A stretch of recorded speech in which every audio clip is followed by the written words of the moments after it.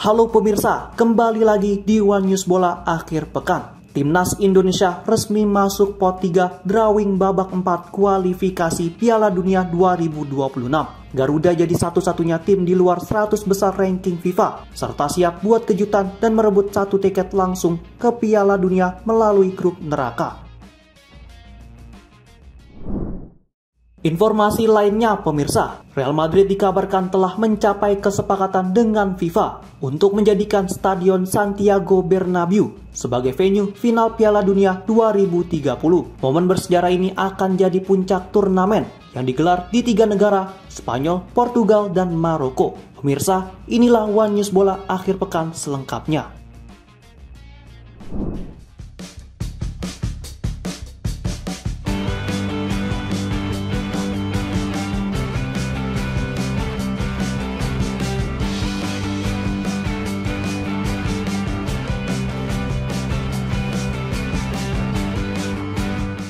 Timnas Indonesia resmi masuk ke dalam pot 3 atau kelompok unggulan ketiga dalam drawing babak keempat kualifikasi Piala Dunia 2026 zona Asia. Drawing ini akan digelar di Kuala Lumpur, Malaysia pada Rabu 17 Juli 2025 mendatang.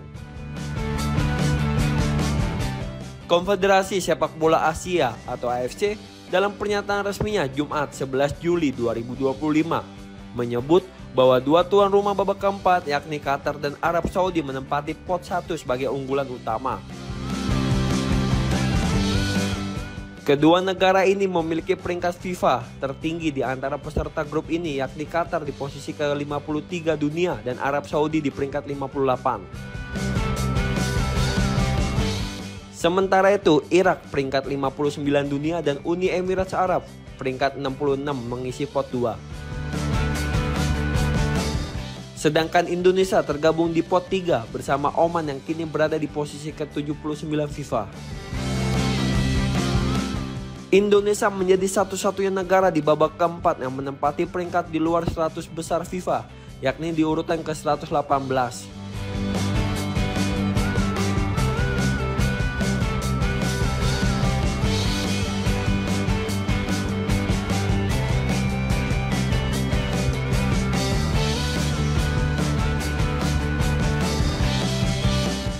Hal ini menjadikan skuad Garuda sebagai tim dengan peringkat terendah di fase ini.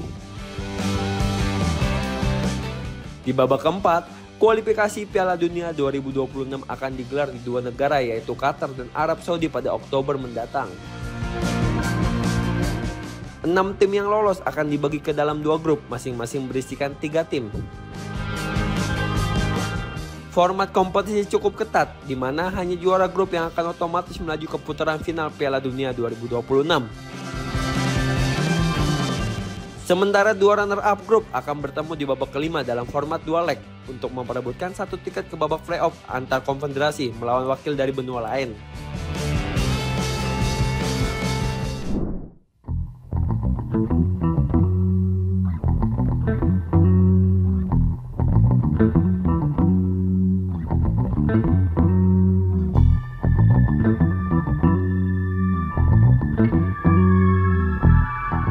Pelatih Timnas Indonesia U23, Gerald Van den Broek disebut mencoret 3 pemain dari skuad Garuda Muda untuk Piala AFF U23 2025 yang akan digelar di Indonesia mulai 15 Juli mendatang.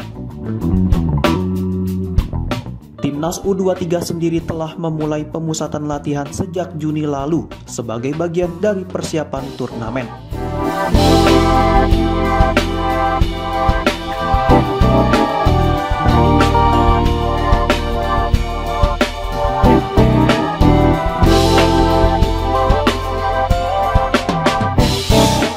Indonesia tergabung di grup A bersama Malaysia, Brunei Darussalam, dan Filipina.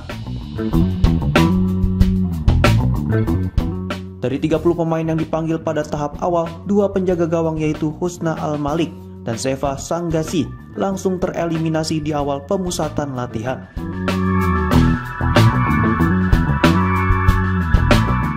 Selanjutnya, Van den Broek kembali mencoret 3 nama di antaranya Frankie Bisa, Ahmad Wadil, dan Rahmat Sawal.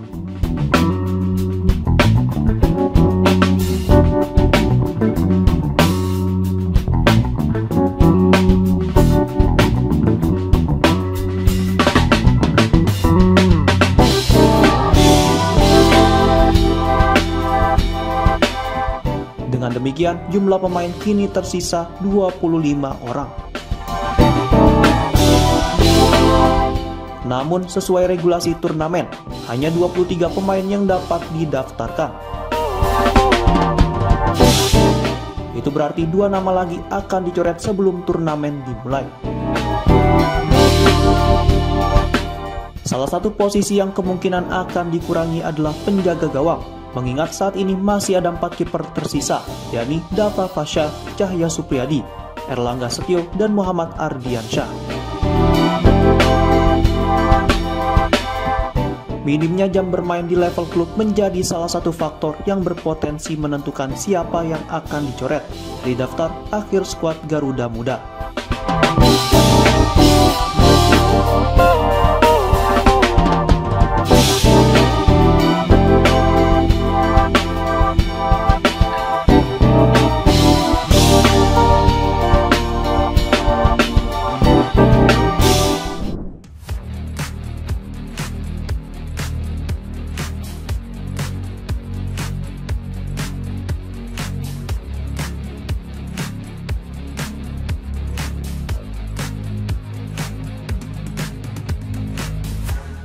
Persib Bandung mulai menjalani persiapan serius menjelang bergulirnya kompetisi Super League 2025 yang akan dimulai pada 8 Agustus mendatang. Pelatih Boyan Hodak menekankan pentingnya membangun chemistry antar pemain, terutama setelah kedatangan banyak wajah baru.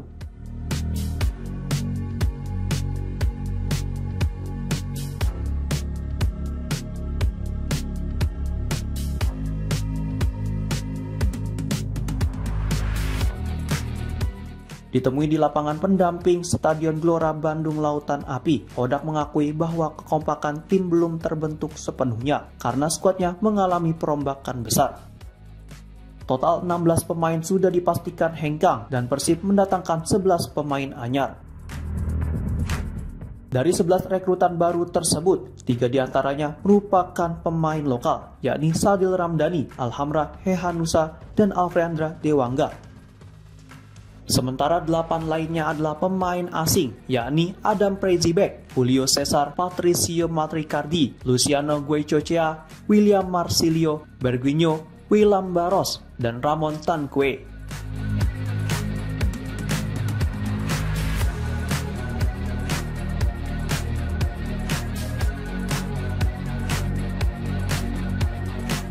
Untuk mempercepat proses adaptasi, pelatih asal Kroasia itu memutuskan membawa tim menjalani pemusatan latihan atau TC di Thailand. Dirinya berharap suasana intensif selama TC dapat memperkuat kerja sama tim. Selain latihan intensif, Boyan juga berencana menggelar 3 laga uji coba selama TC tersebut. Menurutnya, pertandingan uji coba sangat penting agar para pemain bisa lebih memahami permainan satu sama lain. Meski demikian, hingga kini pihaknya masih menjalin komunikasi untuk menentukan lawan tanding yang akan dihadapi selama di Thailand.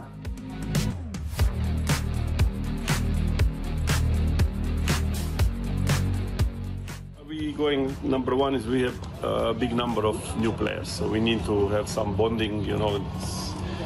This is same like in your job. If you two are new, you don't know each other, you need some time to stay together, to spend some time, train somewhere together. So I think that this is one good thing for us, and also the other thing is we will play the 3 matches, so it will be good for more understanding in the game. These 3 matches versus who? This one I will let you know because they were changing something, so probably we will tell you in few days time. But in Bangkok? Yeah.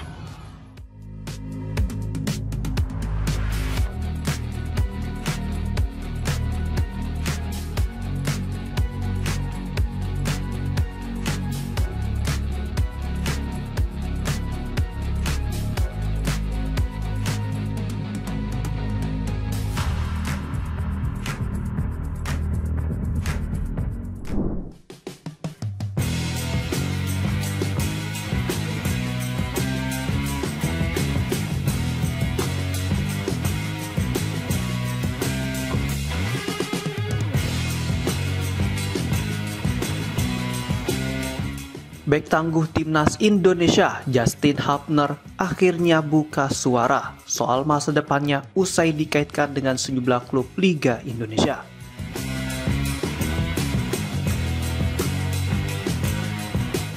Dalam beberapa waktu terakhir, rumor kepindahan pemain keturunan Indonesia ke kompetisi domestik memang semakin santer.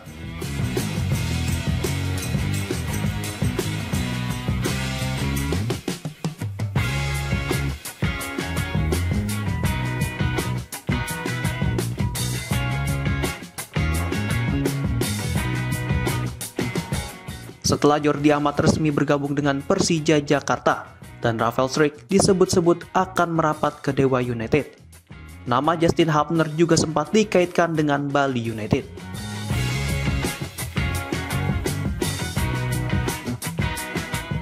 Namun, pemain berusia 21 tahun itu kini memberikan klarifikasi soal kabar tersebut.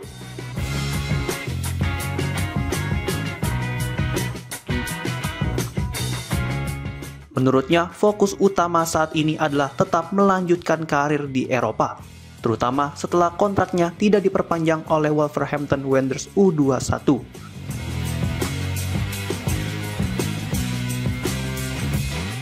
Meski demikian, Hubner tak menampik bahwa dirinya telah menerima sejumlah tawaran dari klub-klub Liga Indonesia.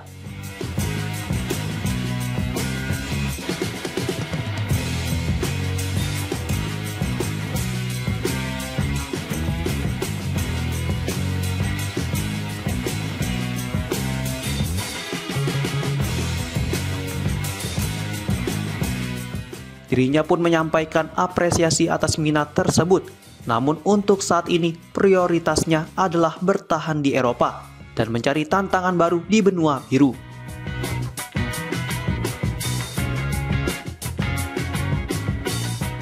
Para penggemar timnas Indonesia yang penasaran dengan masa depan sang bek kini mendapat jawaban langsung dari sang pemain yang tetap berkomitmen menjaga level kompetisinya di luar negeri.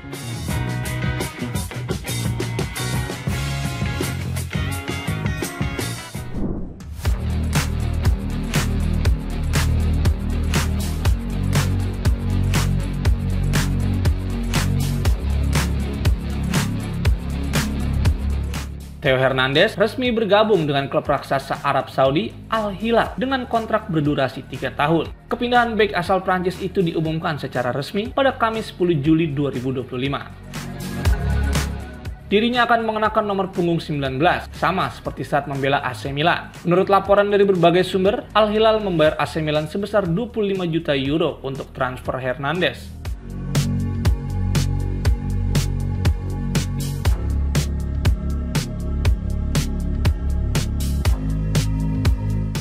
Sementara itu, sang pemain dikabarkan akan menerima gaji fantastis sebesar 20 juta euro per musim atau sekitar 378 miliar rupiah.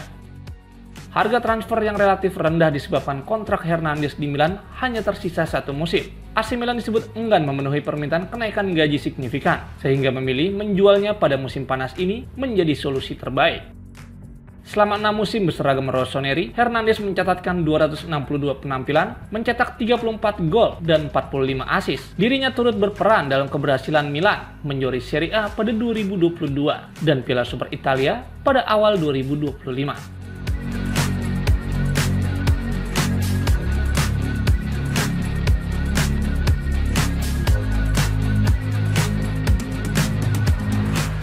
Adaptasi Hernandez di Al Hilal diyakini tak akan sulit. Klub ini sudah diperkuat oleh beberapa mantan pemain Serie A seperti Kalidou Koulibaly, Serhei Milankovic-Savic, dan João Cancelo.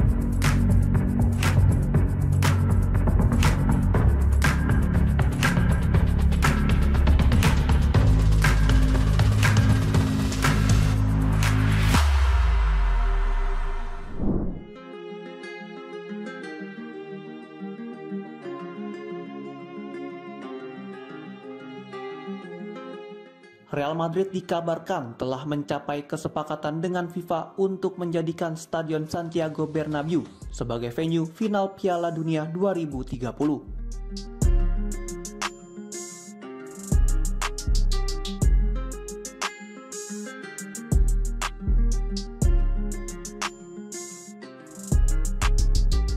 Informasi ini diungkapkan oleh media Spanyol Marca yang menyebutkan bahwa meski belum diumumkan secara resmi, sumber internal telah mengonfirmasi bahwa keputusan tersebut hampir final.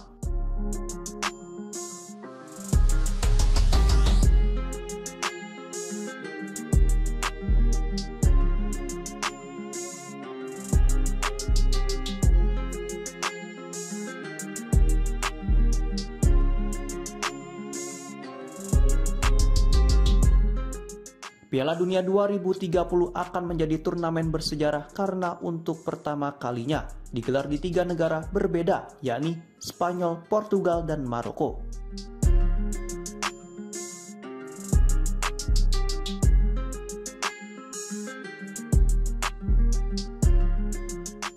Di wilayah Spanyol, beberapa kota besar seperti A Coruña, Barcelona, Bilbao, Las Palmas, Madrid, Malaga, San Sebastian, Sevilla, dan Zaragoza telah ditunjuk sebagai tuan rumah untuk fase pertandingan tertentu.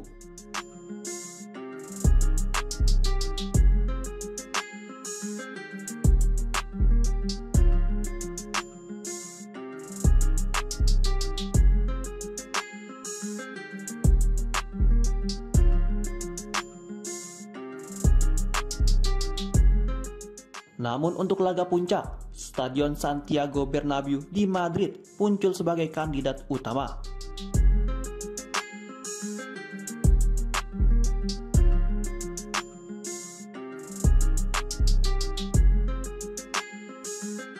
Hubungan erat antara Real Madrid dan FIFA yang telah terjalin selama bertahun-tahun disebut menjadi salah satu faktor utama di balik keputusan ini.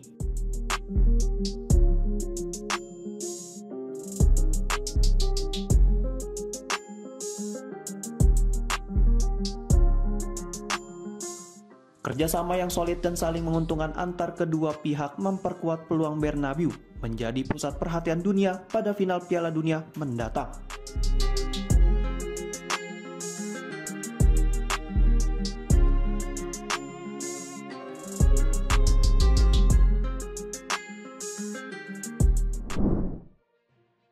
Demikian informasi yang dapat kami sampaikan pemirsa. Terima kasih telah bergabung bersama kami. Sampai jumpa di One News Bola akhir pekan berikutnya. Setiap pukul 9:30 malam hanya di kanal YouTube TV One News.com.